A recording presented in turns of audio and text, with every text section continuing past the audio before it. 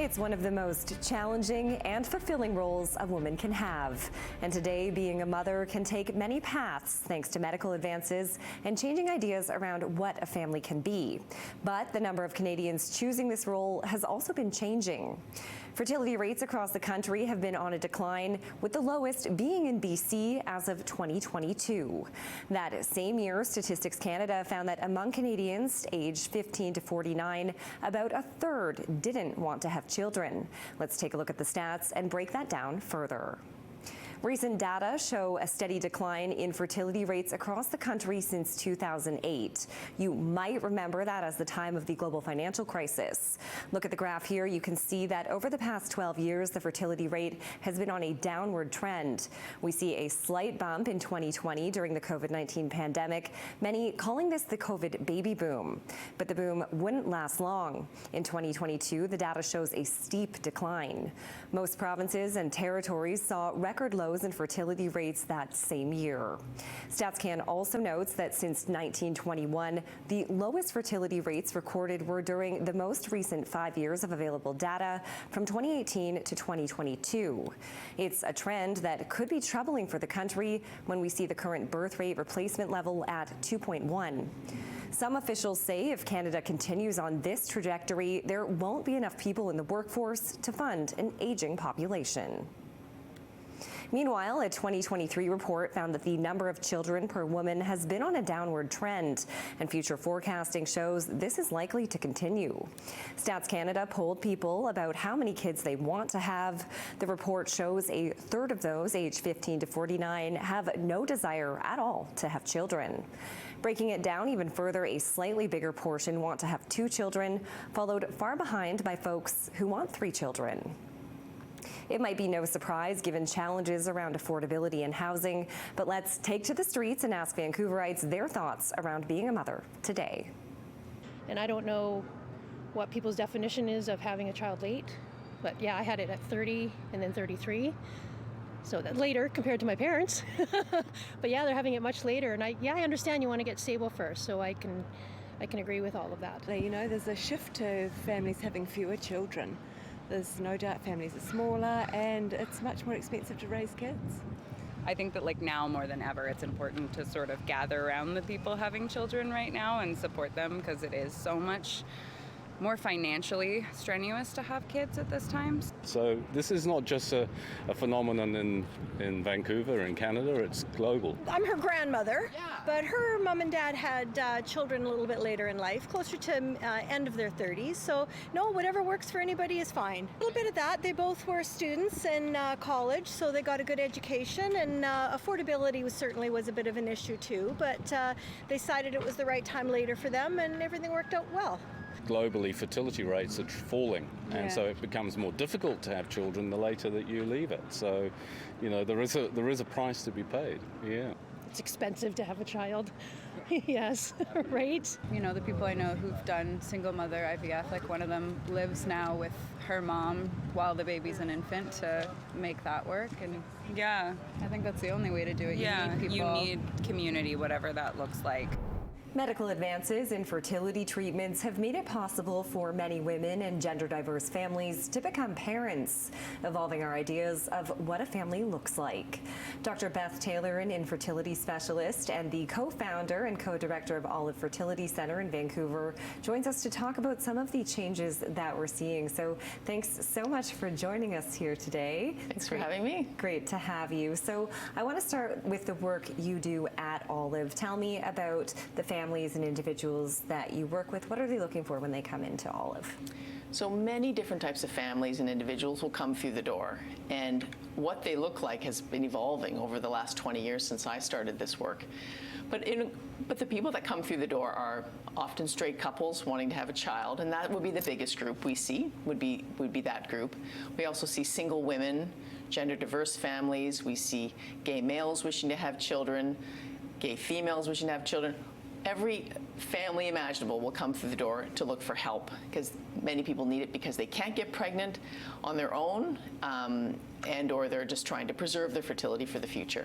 And so obviously a range of services that you offer, but in terms of something that we hear, even on social media, egg freezing seems to really be on the rise. Are you noticing an increase in women in Vancouver coming in and exploring that option? A huge increase. So 20 years ago, we might see 10 or 20 women thinking about freezing their eggs, and now we see hundreds of women coming through the door. In BC, over 600 women will freeze their eggs just at our center per year, and that number's rising year after year. And I guess, why is that? Why do you think There's a lot of socioeconomic reasons for that. The big thing we see is that women are delaying having children, they're delaying partnering, and they're realizing, wait, the delay is great for my career, for my economics, for lots of reasons, but it isn't great in terms of my fertility. So they're coming through the door saying, okay, maybe I need to get pregnant as a single woman, or maybe I need to freeze some eggs for my future use, knowing that I might run out of them by the time I'm actually ready to have kids. And what's the success rate like? Is it something that women in their 20s should be considering? How early should you kind of start looking at this option? The younger the better. Easy to say that, right? But the younger the better. The biggest predictors of how successful egg freezing will be is the woman's age. So younger eggs tend to freeze and thaw better and are more likely to make a baby. And also knowing you have a high egg count. So we look at women's egg count when they come to see us. And if it's high, then we're optimistic we can get a good number of eggs.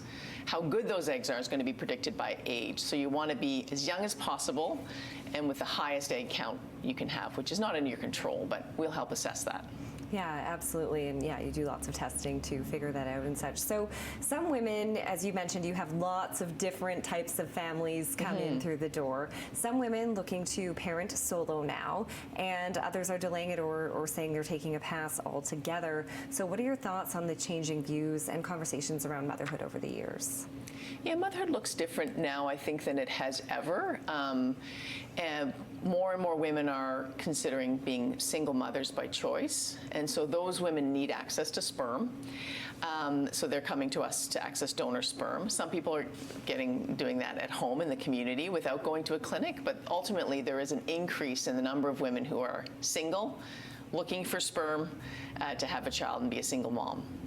And there are some barriers in terms of cost. Certain provinces like Ontario, I believe New Brunswick, they already offer some provincial funding for IVF treatment. BC is bringing that in for 2025. So what are your thoughts on the province introducing a program like that here in BC?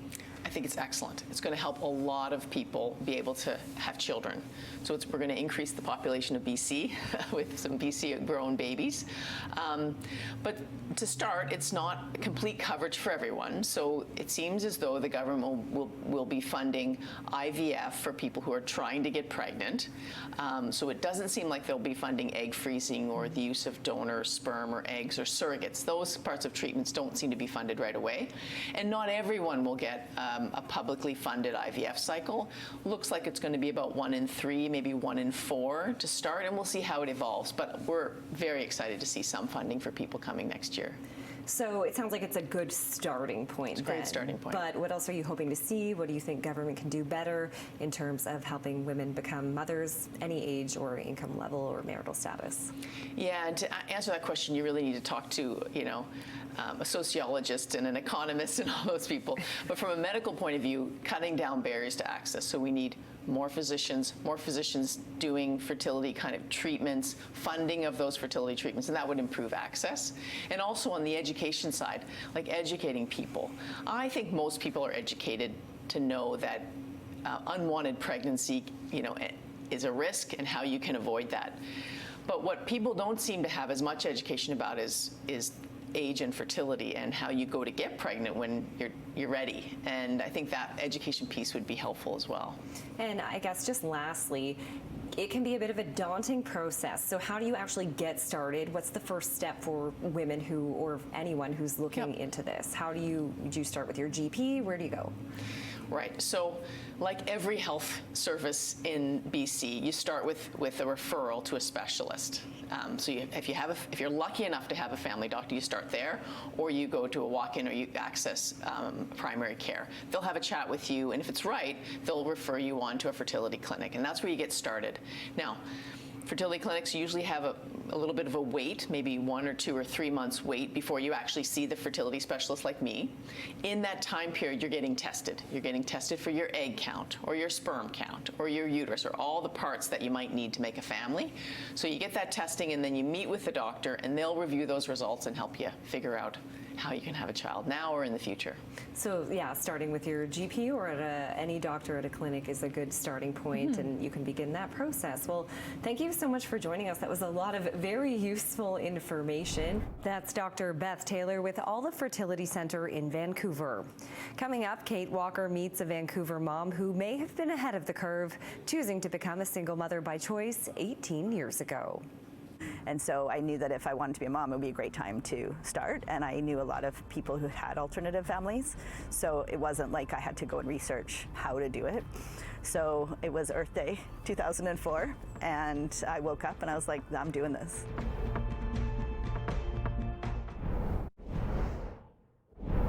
As we heard from Dr. Beth Taylor, more unpartnered women are choosing to undergo IVF, becoming single mothers by choice. Our Kate Walker talks to Nicola Dowdy, who did just that 18 years ago. Love comes in really a lot of surprising packages. Nicola Dowdy is sharing her story of how she became mom, how motherhood is a different journey for everyone, but just as fulfilling no matter what the how looks like. When she was single at 34 years old, she decided she wanted to be a mother and began the process of donor insemination. I woke up and I was like, I'm doing this. And so I called my doctor, got the referral. And the search began to find her sperm donor, sifting through a red binder in 2004, reading their medical history, personality traits, and even essays, which helped choose who would ultimately be her donor. His first line was something like, I don't remember it exactly, but it was something like, what you've read so far are facts about me, but I hope to breathe some life into who I am as a person. After 7 tries and a miscarriage in between, she got pregnant. Dowdy says throughout the entire process, then as a teacher, it was important to be transparent, even with her elementary students. I wanted them to know that this was a conscious choice, and so I explained everything, and afterwards one of my students, who was 10 at the time, came up to me and said, Miss Nicola, I'm so happy for your donation. She gave birth to her daughter, Ruby, now 17, who grew into a charismatic and curious young woman. Dowdy says her daughter, Ruby, had always been curious about her half-siblings with the same donor. So when it came time to build her own family tree at school, she was more than happy to share her alternative family with her classmates. And so my daughter decided at that point that in grade 7 she was going to introduce everyone to her 90 half-siblings. Yeah, and so there was a tree with a lot of shrubs. Dowdy, who's now a therapist, says she can't picture life not being a mom, the greatest gift she ever received.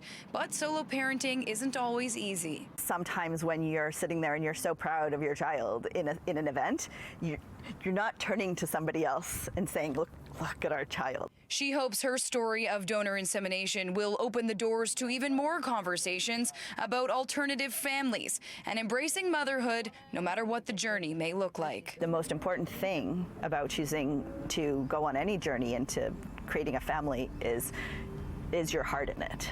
In Vancouver, Kate Walker, City News.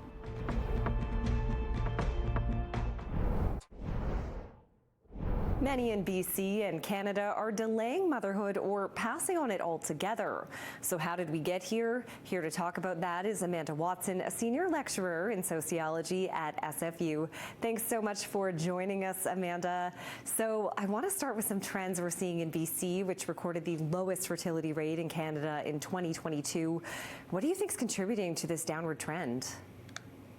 This is a simple number with a complicated answer that's difficult to parse. But what we've learned from the French case, when their fertility rate dropped and it rose again, is that investments in childcare seem to affect people's perceptions of whether they could raise a family sustainably. And so when I think about the many factors that contribute to fertility rate, but specifically about our known crises here in BC related to affordability and accessibility of childcare as well as housing, I think that there is an obvious factor shaping how people are able to imagine the future of their families. Absolutely. So I want you to talk to us a little bit about how views around motherhood and experiences have been changing over the years. What have you noticed? Well, we've now certainly established this, what I call in my research, this juggling mother figure as this kind of ideal who is tied to the paid workforce at the same time doing a disproportionate load of unpaid work at home. It's not hard to picture this figure, you know, with multiple balls in the air, paid work and unpaid work. And we encourage girls to thrive in their careers, and also families are pinched, so we need dual earning family incomes in families. Well, we don't encourage young boys in the same way to take on caregiving roles. And so we have this squeeze that's affecting women's health, certainly their mental health, higher rates of anxiety, depression, stress-related illnesses, and it's certainly a crisis. And you've been doing a lot of work on this and diving into a lot of these themes in terms of these changes. Your project, Politics of Birth Strike, explores how young adults are reconciling their desire to have a family with some of the most pressing concerns of our day. So tell me more about that. Yes, I was interested in studying birth strike because here we had a women's movement that was an offshoot of the climate movement, women-led climate movement that mentioned specifically family formation, reproduction, having children as a strategy to evoke emotions in the public and say, this is how serious this crisis is. We are facing climate emergency to the extent where even if we want to have children, this is something that we can't imagine doing. Unfortunately, this movement dovetailed with a language around the carbon footprint, right? Everyone's individual sort of anatomical responsibility for the climate movement, and having one fewer child was seen as a way to reduce one's carbon footprint. So these two different ideas kind of came together. And what I was interested in exploring in my own research is how young people who might be critical of the language of carbon footprint might not think it is their fault that we're in this situation, because these young people are certainly not the major polluters. You know, us as small individuals may have a small role to play, but we're certainly not the major polluters. And I was surprised to find that even when young people were critical of this language of the carbon footprint, they still expressed a kind of guilt and a sense of responsibility on wanting to be sort of stewards of the climate, as well as a fear of uncertainty. So it was sort of like a both and. It was a sense of obligation with respect to climate and a sense of maybe guilt and responsibility, but also a sense of uncertainty and sadness around being unable to even imagine what their family formation, what their family might look like in 10 years. And so that's very interesting research. Aside from the climate impact and the carbon footprint, as well as that kind of anxiety over uncertainty, which there's a lot of these days, what else are people factoring in when they consider parenthood? I was surprised to find in this research that even though we were talking about climate change, people mentioned housing insecurity first. So they would say, like, I can't even imagine where I'm going to be living next year, or I'm living on a couch, or I'm still in my parents' house. And so as much as climate change and emergency provides this backdrop, especially as we face these climate events in BC, the fires, the floods, right, it feels rather apocalyptic at home now. We also have this unaffordability crisis. And so these young people were saying, like, until something changes and I can even imagine a place where I might not get evicted from that's suitable for my partner to live with me, I can't think about the future. And so I found that deeply sad. And also this research sort of started conversations between people that left us all feeling a bit hopeful. So I think these are important questions to be asking. So in addition to affordability and housing being concerns for many, or in light of that rather, what changes do we need to see to be able to address these concerns, especially for those who want to become mothers? I think when we ask ourselves this question, it often feels like it would have to be this huge radical overhaul of systems, and certainly that's really fun to think about. But also there's so many investments within our current policy structure that would make a huge difference for families, like purpose-built rental housing, social housing, rent control on the child care front, because that's the other major unaffordability and accessibility piece for parents. We need to think creatively, if we're living in a housing crisis, how we're going to subsidize the salaries of early childhood educators so that they can even live in Metro Vancouver and across the province, because people are leaving. So there are many things that we can do at the municipal levels and at the provincial levels that don't even require imagination. They're just right in front of us, and so we should pressure our politicians to move in this direction. And the provincial government has made promises about childcare, and I've even seen my childcare rates go down. That has been so welcome. They're investing in these things, but it's taking a long time, and families still can't get their kids in care. I still can't get my kids in after-school care. It's a big problem. It sounds like we've made good progress so far in this country, but still a very long way to go. Thank you so much for your very valuable insight, Amanda. Very much appreciate having you here with us today.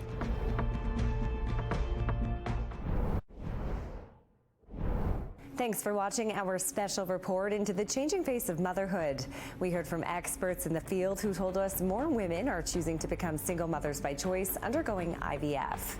And from a sociological perspective, people are facing many challenges in their lives, with the cost of living and housing top of mind when people are deciding whether or not to have children. Share your thoughts with us on this topic. You can reach out to us at Vancouver@citynews.ca. Thanks for watching City News.